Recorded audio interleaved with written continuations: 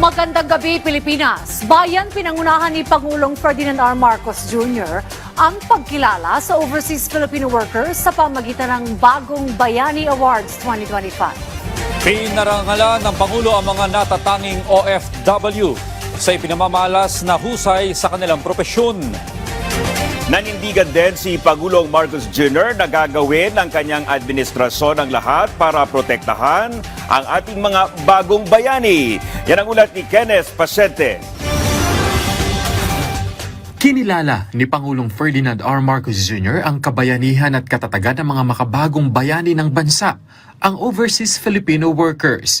Yan ay sa kanyang pangunguna sa Bagong Bayani Awards 2025, kung saan ang mga pinarangalan, mga natatanging OFW na nagpakita ng katapatan, integridad, husay at malasakit sa kanilang mga propesyon at komunidad sa ibang bansa. Proud anya ang Pangulo sa mga ambag ng mga OFW hindi lang dito sa Pilipinas, kundi maging sa mga bansang kanilang pinagtatrabahuhan. We still see the immense value that migrant workers have brought to their families and to our country. I am proud of the achievements that you have made. Binabati ko ang lahat ng mga Bagong Bayani awardees ngayong taon. Kayo ang pinakamagandang larawan ng kasipagan at galing ng Pilipino.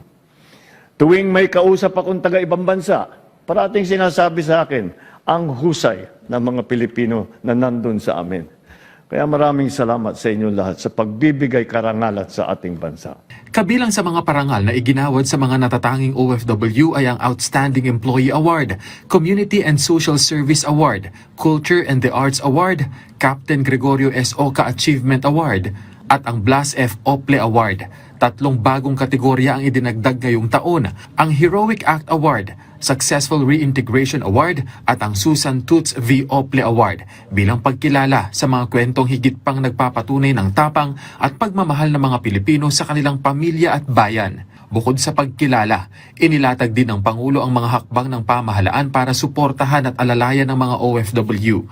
Kabilang na anya rito ang pagsusulong ng kanilang proteksyon at pagpapabilis ng mga serbisyo para sa kanila.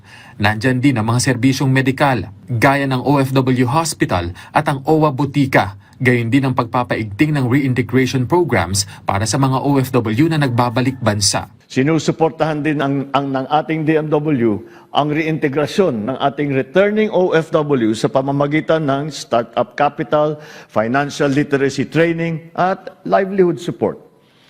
Lahat ng ito ay upang masiguro na hindi masasayang ang inyong pinaghirapan at maging matagumpay ang inyong pag-uwi. Dagdag pa ng Pangulo na seryosong binabantayan ng pamahalaan ang banta ng human trafficking. Pagbibigay diin pa niya, mula pag-alis hanggang pagbabalik bansa, laging nakahandang tumulong ang pamahalaan sa mga OFW. Gagawin namin ang aming makakaya upang maprotektahan at masuportahan ang bawat bagong bayani.